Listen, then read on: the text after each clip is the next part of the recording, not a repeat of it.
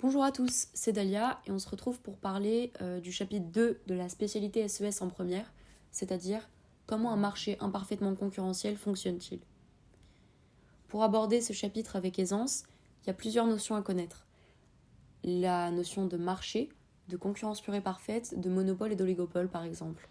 Je vous invite à mettre la vidéo sur pause pour vérifier que vous maîtrisez bien ces définitions du chapitre précédent. On commencera le cours par l'introduction, les principales sources de pouvoir de marché. En premier lieu, on trouve le nombre limité d'offreurs, qui applique son pouvoir sur le marché. La concurrence entre producteurs fait baisser les prix. A contrario, l'entente entre entreprises peu nombreuses fait augmenter les prix. Pour protéger les droits du consommateur, cette entente est un délit. Mais qu'est-ce qu'une entente ? Eh bien, c'est la seconde source de pouvoir de marché que nous allons voir de suite.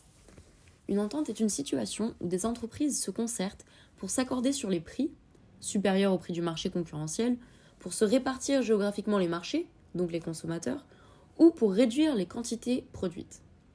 Cette situation est toujours illégale, les entreprises se retrouvent illégalement, pour former des oligopoles. À titre d'exemple, en mars 2006, plusieurs entreprises du secteur du luxe, Chanel, Dior, Kenzo, Givenchy, et 3 distributeurs, Marionnaud, Sephora et Nocibé, ont été condamnés à plusieurs dizaines de millions d'euros d'amende par la haute autorité. Ils ont été accusés d'une entente sur les prix entre 1997 et 2003. Ensuite, on observe sur les marchés les barrières à l'entrée. Ce sont des obstacles que rencontre une entreprise qui veut entrer sur un nouveau marché. Ces obstacles, barrières, sont établis par les entreprises, donc les monopoles, duopoles, oligopoles, font qu'il est très compliqué pour une nouvelle entreprise de rentrer sur les marchés comme celui de l'automobile, où l'investissement initial est extrêmement élevé. Mais les barrières à l'entrée sont également mises en place par l'État pour des motifs financiers ou sanitaires. On a pour exemple France Télécom. Nous passons désormais au grand 1 du chapitre, à savoir quels sont les acteurs d'un marché imparfaitement concurrentiel. En premier lieu, on observe les monopoles.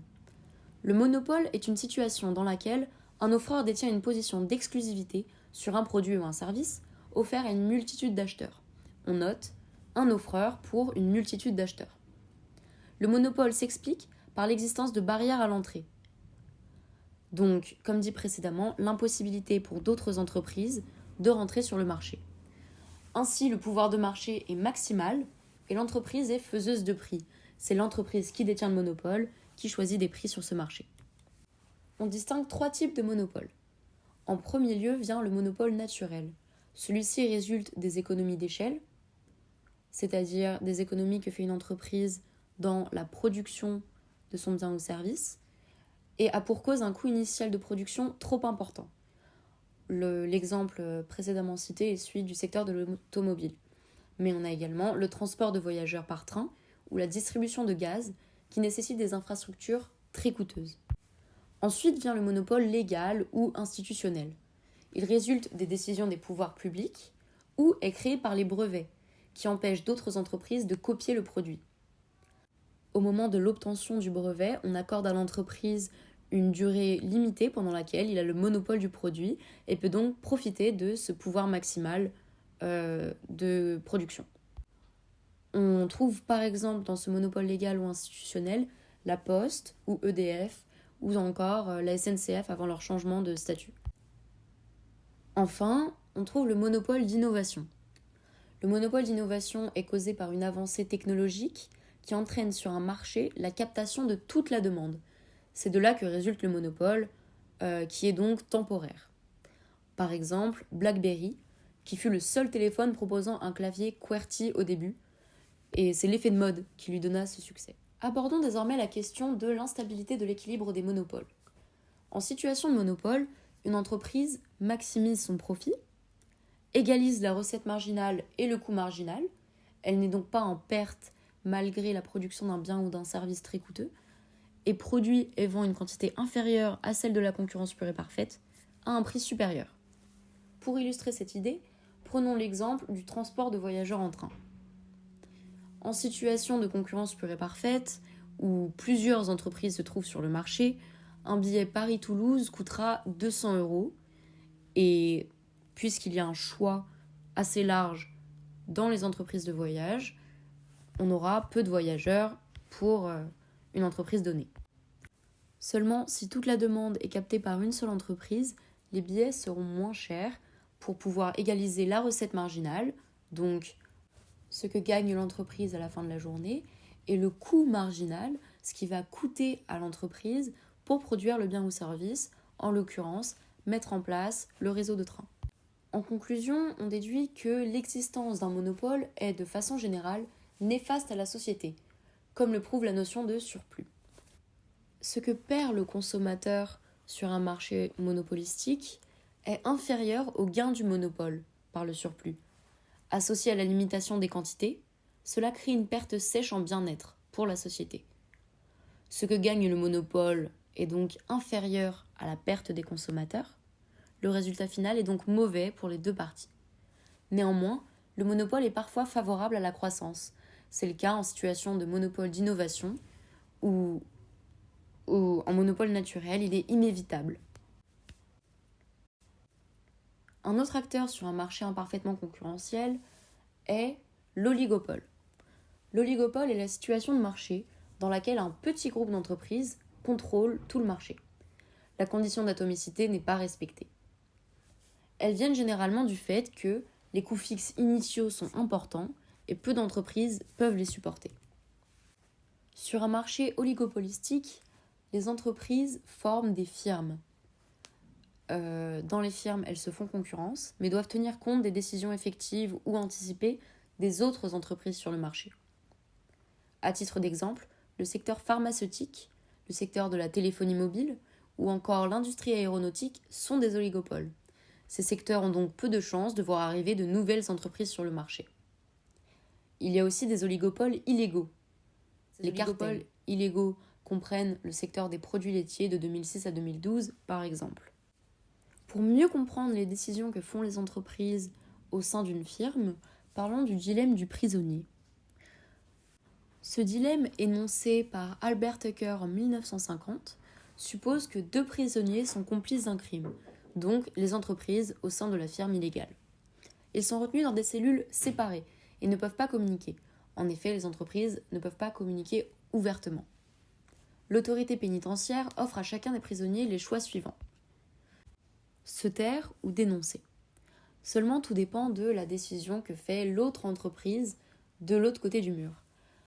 S'ils se dénoncent mutuellement, donc ils trahissent leur confiance, alors chacun écopera d'une moitié de peine. Si les deux se taisent, la peine sera minimale, seulement 1, comme on le voit sur le tableau. Mais lorsqu'une seule entreprise, supposons B, dénonce l'autre, alors celui qui s'est tu écope de la peine maximale possible. Mais le tableau résume cela bien mieux que je l'ai fait. Passons à la deuxième partie de chapitre. Quels sont les mécanismes d'un marché imparfaitement concurrentiel ? Sur un marché imparfaitement concurrentiel, on rencontre 3 problèmes. Premièrement, les fusions-acquisitions. Le terme fusion-acquisition définit le regroupement d'entreprises et recouvre les différents aspects du rachat du capital d'une entreprise, d'une division d'entreprise, voire d'actifs, par une autre entreprise. Elles sont surveillées par l'État, l'autorité de la concurrence, qui vérifie l'existence réelle d'un marché concurrentiel. Attention, il ne s'agit pas du rachat d'une entreprise, mais bien d'une part de ses actifs, de son capital ou du regroupement de plusieurs entreprises. D'autre part, on observe les ententes illicites, déjà abordées dans le grand 1. De la même manière que les fusions-acquisitions, les ententes illicites sont illégales. L'entente illicite est un accord, formel ou non, entre entreprises ayant pour objet ou pour effet d'empêcher, de restreindre ou de fausser le jeu de la concurrence sur un marché et d'augmenter son profit. Ces entreprises forment des cartels. Ces ententes passent par divers moyens. La répartition de marché, les quotas de production, la discussion de prix. Enfin, on observe les abus de position dominante. Ce dernier problème est également sanctionné par l'autorité de la concurrence. L'abus de position dominante consiste, pour une entreprise présente sur un marché, à tenter d'éliminer, de contraindre ou de dissuader tout concurrent d'entrer ou de se maintenir sur ce marché. Cela fausse la concurrence. Maintenant que l'on a abordé les 3 problèmes majeurs d'un marché imparfaitement concurrentiel, quelles sont les solutions ? La politique économique. Ses principes et limites. La politique de la concurrence. 2 institutions s'imposent comme solution aux problèmes posés par les marchés imparfaitement concurrentiels. Premièrement, la Haute Autorité de la concurrence. L'Autorité de la concurrence est une instance française, indépendante, dont la mission est de veiller au bon fonctionnement concurrentiel des marchés, donc au respect des règles, des normes imposées sur les marchés. Ensuite, la Commission européenne. La Commission européenne double l'administration française à l'échelle européenne depuis un peu moins longtemps, si je ne dis pas de bêtises. Voyons maintenant quelles condamnations appliquent ces 2 autorités face au problème des marchés imparfaitement concurrentiels. Les 2 institutions déjà mentionnées infligent régulièrement des amendes aux entreprises qui ne respectent pas les règles du marché concurrentiel. À titre d'exemple, entre 2008 et 2017, 3 organisations professionnelles des vins d'Alsace ont été condamnées à 348 000 € d'amende par l'autorité de la concurrence pour entente sur les prix, ce qui est illégal. Une externalité positive se trouve à l'issue des sanctions imposées par ces 2 autorités, c'est l'augmentation du surplus du consommateur. Le respect des règles de la concurrence et le cas échéant, les sanctions imposées par les administrations soutiennent le pouvoir d'achat des consommateurs. Comment ? Les entreprises transgressant les règles cherchent à réduire leur quantité produite. Donc, quand elles sont punies, l'avantage est au surplus du consommateur. C'est la différence entre le prix qu'un consommateur est prêt à payer pour un bien et le montant effectivement payé par celui-ci. Autrement dit, les consommateurs payent moins cher une fois les sanctions appliquées aux entreprises qui agissent illégalement. En conclusion de ce chapitre, la plupart des marchés auxquels nous sommes confrontés ne correspondent pas en tout point au modèle de référence de la concurrence parfaite. De ce fait, les économistes ont dû adapter leur modèle à la réalité, en envisageant d'autres formes de concurrence.